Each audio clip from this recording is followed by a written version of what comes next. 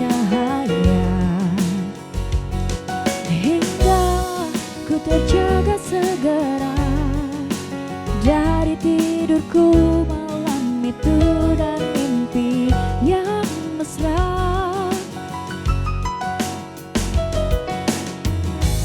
Ketika aku membuka jendela, sinar mentari menyambut pagi. Burung-burung pun memberikan salam dalam kesejukan dan indahnya pagi.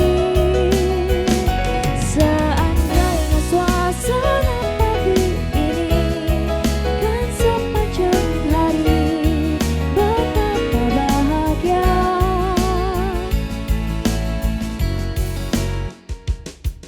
Dari balik jendela di kamarku menyelinap seberkas cahaya, hingga ku terjaga segera dari tidurku malam itu dan mimpi yang mesra.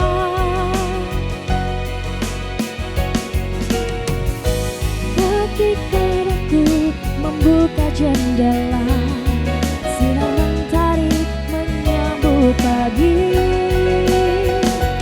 Burung-burung pun memberikan salam dalam kesejukan dan indahnya pagi. Seandainya suasana pagi ini kan sepanjang hari, betapa bahagia.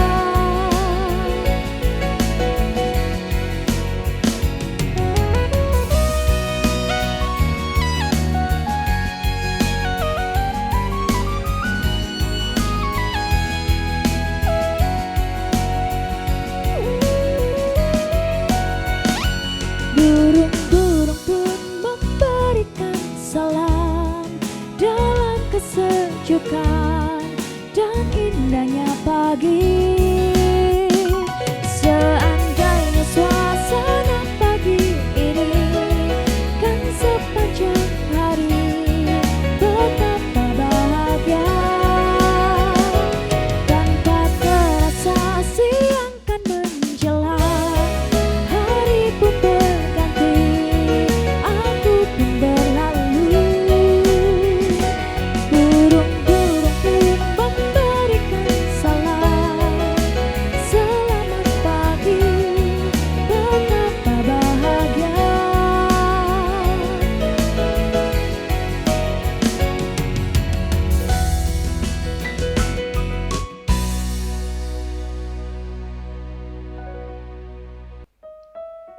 Shalom, kita bertemu kembali Bapak Ibu dan Saudara-saudariku.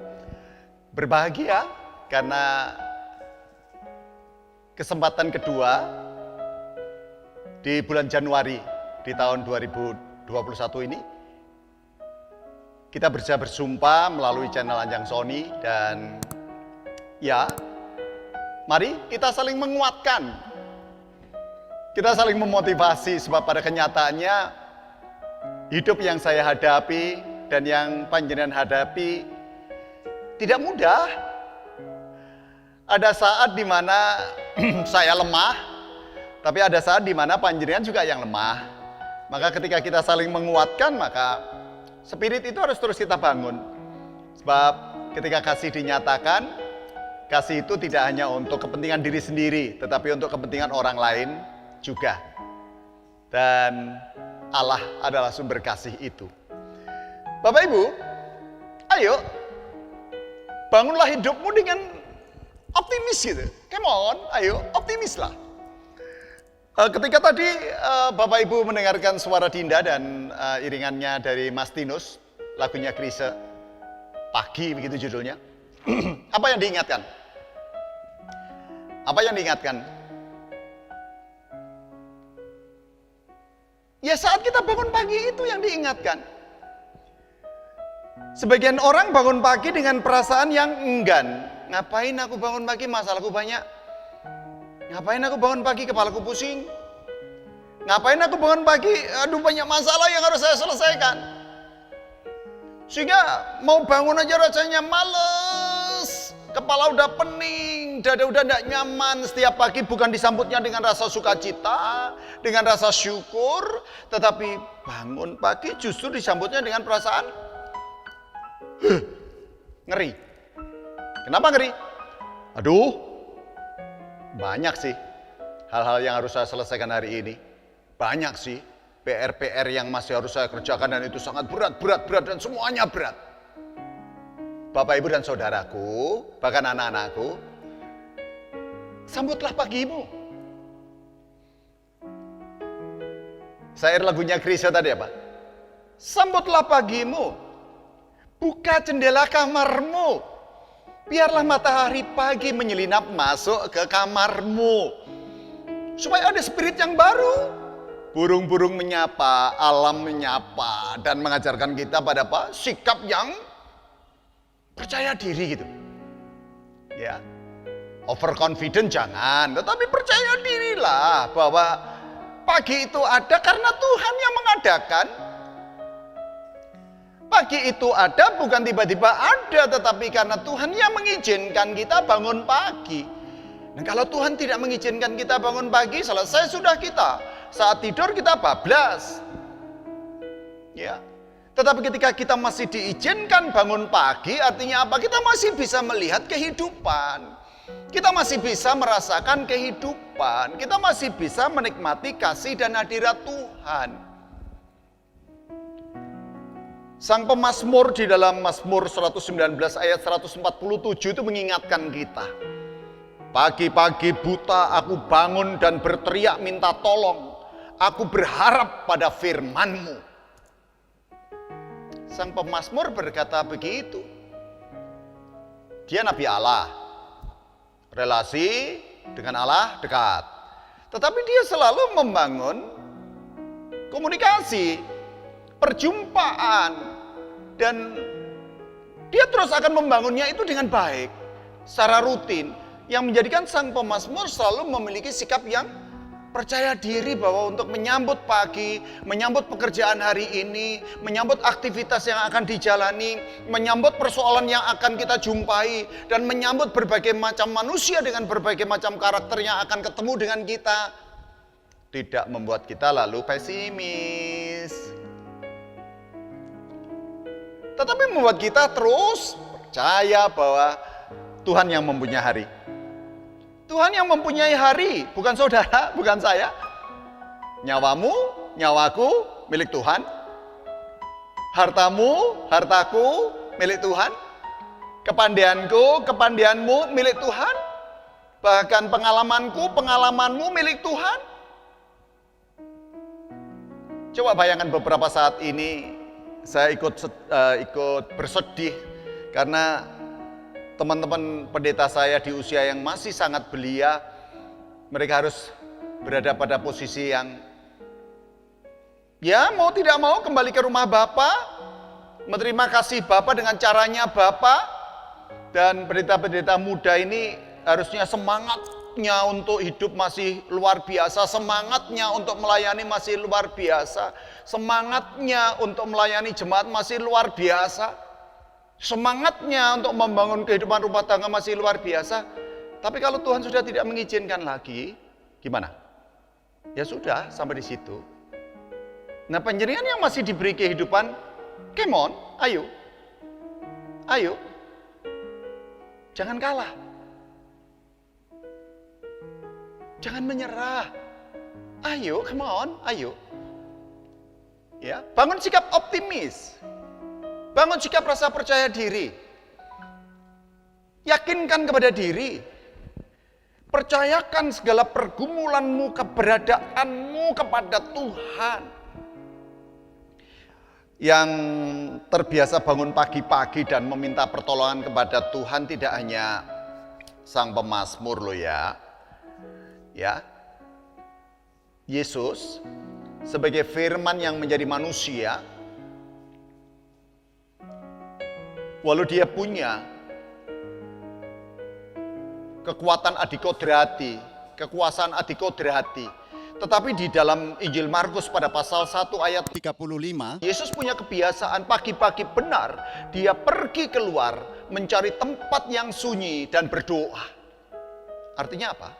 Yesus sebagai Sang Sabda yang menjadi manusia, tiap pagi dia memiliki relasi komunikasi dengan Bapaknya, dan dia menyerahkan segala aktivitasnya hari itu kepada Bapaknya.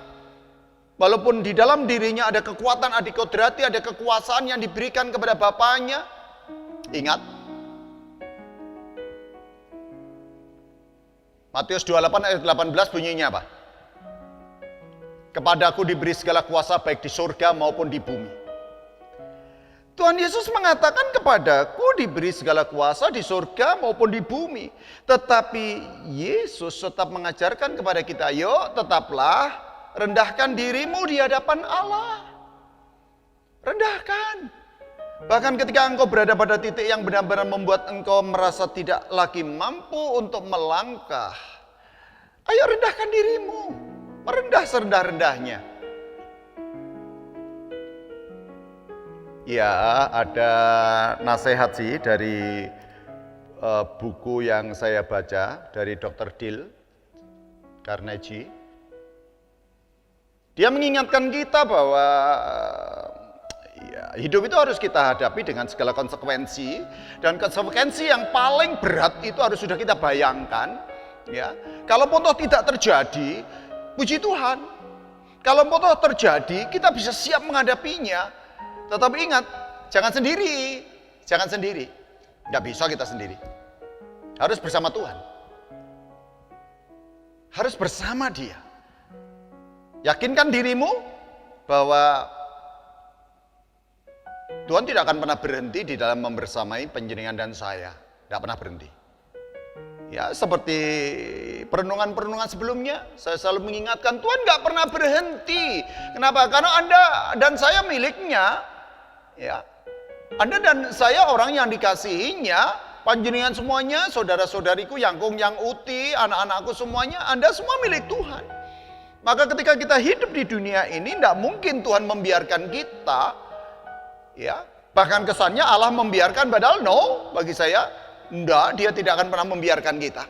Tapi kita sering merasa kita dibiarkan. Tidak, Tuhan tidak akan pernah membiarkan kita. Makanya Tuhan mengajarkan kepada kita, Sang Pemazmur pun mengajarkan kepada kita, datanglah. Bangun intensitas perjumpaanmu dengan Tuhan.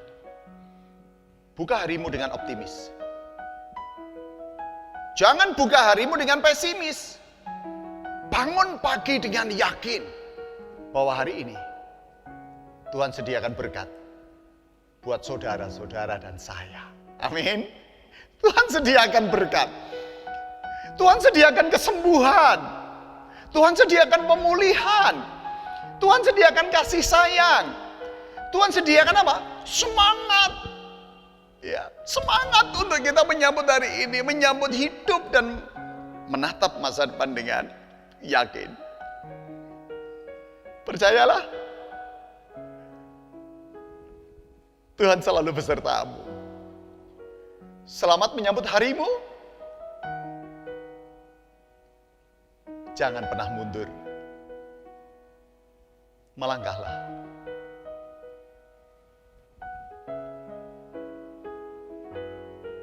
Terima kasih.